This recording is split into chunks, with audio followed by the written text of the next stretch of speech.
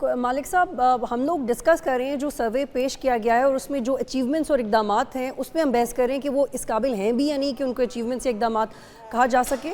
تو ایگریکلچر پہ جو کلیم کر رہے ہیں جو اپنی achievements, does that convince you? Agriculture پہ تو ہم نے کھوکر صاحب کے ساتھ بڑے پروگرامز کیے اور ڈپینڈ کرتا ہے ریلی. آئی تھنک جو اس وقت فگرز آئے ہیں واٹ از مور امپورٹنٹ اس کہ کل کیا ہوتا ہے. اس میں بہت سارے ایشوز ہیں جو اب کلیریفائی ہوں گے. مثلا آج تو مئی کی تو خبریں اچھی ہیں نا، ڈالر بھی زیادہ آ رہا ہے، بقر عید ہے تو زیادہ ڈالرز آئیں گے، سو دیر لاٹ آف گڈ نیوز. جب آپ کی انڈیکیٹرز دیکھتے ہیں تو یو فیل ویری گڈ. لیکن جب آپ بات کرتے ہیں انفلیشن کی، میرا خیال تھا فار ایگزامپل 150 بیسس پوائنٹ ختم کیا ہے انہوں نے، 1.5% کم کیا ہے انٹرسٹ ریٹ کو. مفتاح صاحب میرے پروگرام میں تھے and I tend to agree with ہم. انہوں نے کہا اگر 4% سے نیچے کرتے ہیں تو it will be criminal negligence ہوگی. کیونکہ اگر آپ کور انفلیشن رکھتے ہیں تو یہ جنرلی رول یہ ہوتا ہے، please correct me if I am wrong, کہ کور انفلیشن سے آپ 2-2.5% اوپر رکھ لیتے ہیں. پاکستان میں تو خاص اسٹیٹ بینک اپنا ہیڈ لائن انفلیشن کے اوپر مارک اپ رکھتا رہا ہے. وہ لیٹسٹ فگر ہے جو ابھی اکنامکس سروے کیا ہے جب باقر نقوی صاحب تھے، باقر نقوی صاحب جب کرتے تھے. So I think markup is going to play a very big role. اس لیے کہ جو ابھی تک کیلکولیشن تھی 1% مارک اپ کا مطلب ہے سال کا کوئی 466 بلین آپ کا انٹرسٹ پیمنٹ کا فرق پڑتا ہے. تو اس کا امپیکٹ آپ یہ دیکھ لیجئے، اگر آج 1.5% کم ہوا ہے تو آپ کا تقریباً 550 بلین کا فرق پڑتا ہے جو آپ نے پیسے دینے.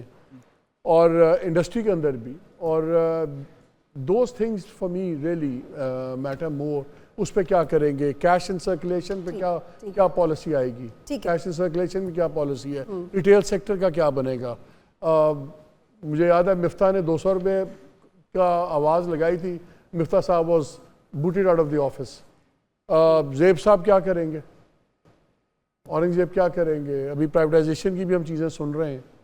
اصل چیز تو یہ ہے کہ ہوتا کیا ہے. مالک صاحب، how do you see these exemptions جب ہم یہ کہتے ہیں کہ اب کوئی بھی بگ فش نہیں بچے گی تو وہ آپ کو ہوتا ہوا دکھائی دیتا ہے؟ ایگزمپشنز کی بہت کیٹیگریز ہیں. فار ایگزامپل انڈسٹریل انپٹس ہیں، اس میں کئی چیزیں ایگزمپٹڈ ہیں. اگر آپ وہ ایگزمپشنز ہٹاتے ہیں وہ آپ کی انپٹ کاسٹ پڑے گی. کاسٹ آف بزنس کی بات ہے نا، تو وہ کسی کو تو پاس آن ہوگی کاسٹ. لائک فار ایگزامپل کچھ چیزیں ہیں جن پہ اس طرح امپورٹ پہ ڈیوٹیز نہیں ہیں سرٹن انپٹس کی، اور وہ انڈسٹری اس سے چیزیں بنا رہی ہے، اور کچھ اس میں سے ری ایکسپورٹ ہو رہا ہے لیکن سارا نہیں ہے.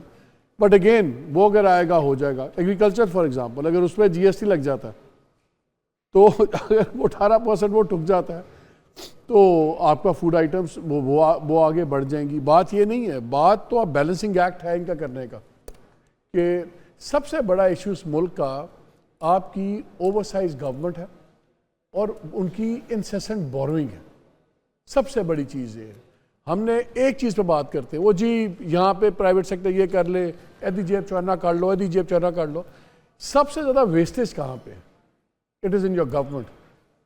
جو پچھلے 1.5 سال میں اندر آپ کی بورنگ ہوئی ہے اور پچھلے 4 سال میں نہیں. ٹھیک ہے is anybody answerable for Malik صاحب، آئی ایم لیفٹ وتھ یہ جو بینکوں سے میں چاہیے آپ اس میں شارٹلی ایڈ کریں پھر آگے.